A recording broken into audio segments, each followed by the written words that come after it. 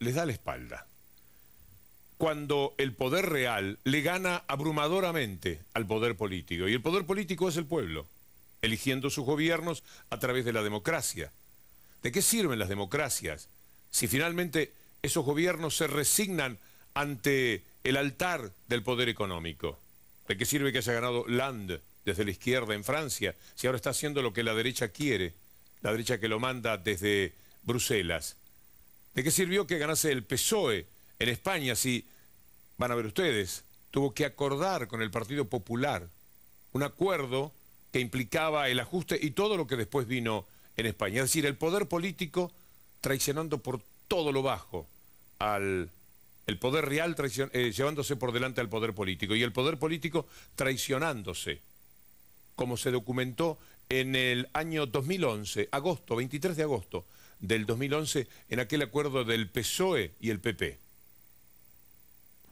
El motivo inmediato para el cambio de rumbo en las políticas económicas del gobierno es una carta que el presidente Zapatero recibe firmada por el presidente del Banco Central Europeo, donde le intima, donde le insta a efectivamente aplicar un cambio de rumbo a las políticas económicas si no quiere enfrentarse a una quiebra, a un default, a una quiebra inmediata del sistema financiero español y por tanto del conjunto de la economía nacional. Señorías, se trataría de establecer una regla para garantizar la estabilidad presupuestaria en el medio y largo plazo en relación tanto con el déficit estructural como con la deuda, que vinculara a todas las administraciones públicas. Estoy convencido de que, tratándose como se trata de una reforma constitucional, lo mejor sería adoptarla no solo con todo el consenso imprescindible, sino con todo el consenso posible. Se pone inmediatamente de acuerdo con la oposición en ese momento, que es el Partido Popular, que ya estaba capitaneada la oposición por el actual presidente Mariano Rajoy, y deciden en apenas 24 horas ponerse de acuerdo para cambiar un artículo de la Constitución española. La Constitución española venía siendo, para que lo entendamos hasta ese momento, las tablas de la ley. He hablado en diferentes ocasiones con el presidente del Gobierno sobre la reforma de la Constitución. Me convenció anoche, cuando me dijo que tenía un acuerdo con el señor Rajoy. Yo creo que esto que usted ha propuesto hay que hacerlo. Es más, creo que había que haberlo hecho ya y las cosas nos hubieran ido mejor.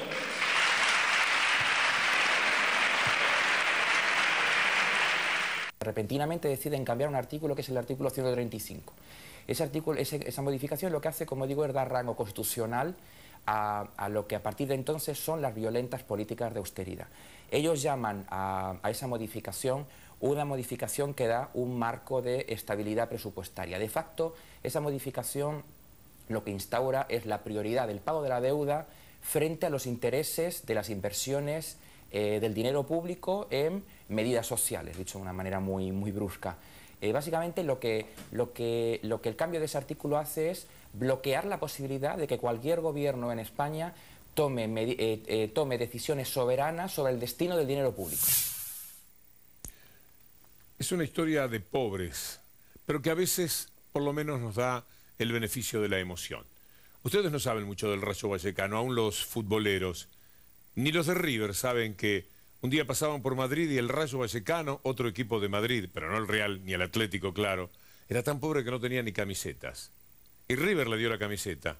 Si ustedes ven un poco de fútbol internacional, lo habrán podido detectar. Así de pobre era el Rayo Vallecano. Y quizás por eso consigue ser solidario y sabe que una vecina del barrio es víctima del desahucio, como le dicen cuando lo echan de su casa, a 200 y más españoles cada día. Y entonces fueron a socorrerla, fueron a evitar ese desahucio y hasta armaron un partido para salvarle la casita para el próximo 7 de diciembre frente al Sevilla. A veces estas historias que duelen tanto también nos pueden dar el beneficio de una emoción y una sonrisa.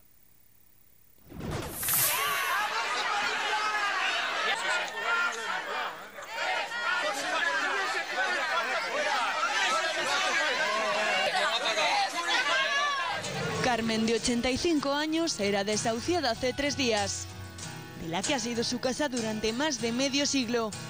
Me lo estoy pasando muy mal, toda la vida trabajando, pues quedarnos sin casa y quedarnos sin nada. Su imagen dio la vuelta al mundo, pero impactó especialmente en su barrio, en Vallecas, en sus vecinos y en el Rayo.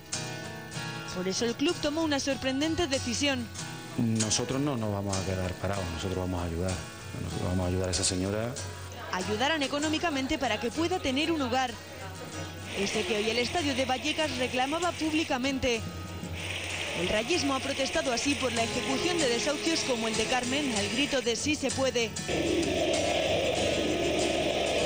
Todo el mundo podrá, porque el club va a habilitar también un número de cuenta para ayudarle. Por eso se le dará a Carmen la próxima taquilla del Rayo Sevilla. Pues se los doy miles y miles de gracias y buenísimos, y de todo lo que han hecho no pueden ser más.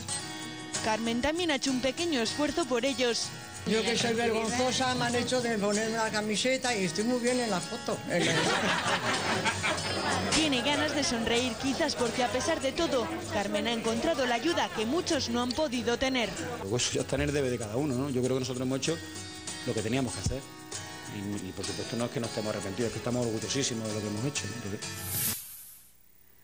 Bueno, por supuesto las redes sociales también cumplieron un rol fundamental en lo que es esta campaña para que Carmen pueda vivir en su casa, allí en Madrid. El Rayo Vallecano, acá estamos viendo una fotografía del último partido. Miren, una de las banderas está con un hashtag, Carmen se queda, que es el que utilizaron en la red social Twitter. Ahí está, desahucios de un estado enfermo. Bueno, esto es una fotografía de lo que fue el último partido. Vamos a ver qué pasaba en Twitter, porque también el presidente del Rayo Vallecano tuiteó al respecto, y por supuesto también el entrenador del equipo de Madrid. Mira, acá suben un video, medidas a adoptar por el Rayo Vallecano para ayudar a Carmen Martínez, todos con Carmen, otro de los hashtags utilizados en las redes sociales.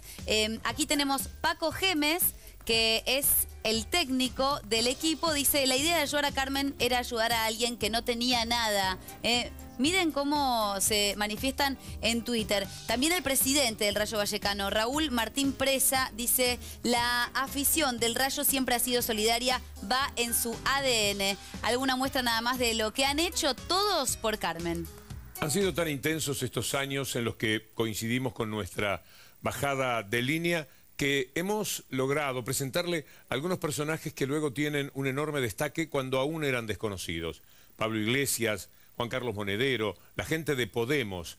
Fíjense, si en estos momentos hubiera una elección en España, gana Podemos, porque los partidos tradicionales se traicionaron en ese acuerdo que recién mencionábamos, le dieron la espalda al pueblo de España, y así está España. Entonces necesitan una nueva ilusión, que ojalá sepa responder cuando llegue al poder, porque ahí es donde verdaderamente se va a ver cuál es la fortaleza moral de quienes surgen prometiendo desde los tiempos de los indignados todo lo que España está esperando ahora. Y hoy les vamos a presentar otro personaje que seguramente se va a destacar muchísimo. Prepárense para escuchar muchas veces este nombre, Ada Colau. Puede ser nada menos que la alcaldesa de Barcelona. Y un día se presentó para decirles cuatro frescas a los diputados, a los representantes, entre comillas, del pueblo en el Parlamento. Quizá en alguna de las aproximaciones a este problema, pues el sistema hipotecario español ha sido quizá excesivamente o precipitadamente juzgado y declarado culpable, si me permiten la expresión. El sistema hipotecario español no es tan malo. Al revés, yo creo que cumple sobradamente con los estándares comparables de otros sistemas europeos y en algunos casos los mejora. Y la causa de la pérdida de las viviendas no es la legislación hipotecaria. Desafortunadamente es la crisis económica y es la situación de desempleo, que es lo que hay que atajar. Muchas gracias. Un ejemplo, diría que como mínimo paradójico, por utilizar un eufemismo, por no decir cínico, al representante de las entidades financieras que acaba de intervenir y nos ha dicho que la legislación española era estupenda. Decir eso cuando hay personas que se están quitando la vida como consecuencia de esta criminal ley, les aseguro que no le he tirado un zapato a este señor porque creía que era importante quedarme aquí para decirles lo que les estoy diciendo. Pero este señor es un criminal. Y como tal deberían ustedes tratarle. No es un experto. Los representantes de las entidades financieras han causado este problema. Son esta misma gente la que ha causado el problema, la que ha arruinado la economía entera de este país, y a esta gente ustedes les siguen tratando de expertos. Pero tenemos unos límites, señora Colau. Usted hoy, si hubiera sido diputada, le hubiera tenido que llamar al orden en un momento determinado de su intervención por graves conceptos ofensivos que ha manifestado usted hacia el interviniente anterior. Le quiero pedir que retire, para que se retire, porque esto naturalmente queda escrito. No va a hacerlo, pues usted no puede verter las gravísimas ofensas que ha hecho al señor interviniente anterior. Y le ruego por segunda vez que piense que lo que ha hecho usted es muy grave, con una ofensa muy grave, y que le ruego que la retire para que no conste en el acta de hoy. Yo lo único que le puedo responder es que lo que me ha faltado, y creo que le ha faltado a muchísima gente, es que esta llamada de atención se la hubiera hecho usted a compareciente anterior, cuando ha ninguneado y despreciado el sufrimiento de miles de personas, ha negado el problema, ha dicho que no se producen lanzamientos y que la LOI actualmente funciona muy bien. Creo que le debería haber llamado la atención porque realmente ha despreciado y ha insultado. Hay muchas maneras de insultar, hay muchas formas de violencia y hay muchas formas de desprecio. Y el compareciente anterior, le aseguro que a la gente con la que yo estoy cada día en las calles y luchando contra este problema, les aseguro que nos ha ofendido profundamente.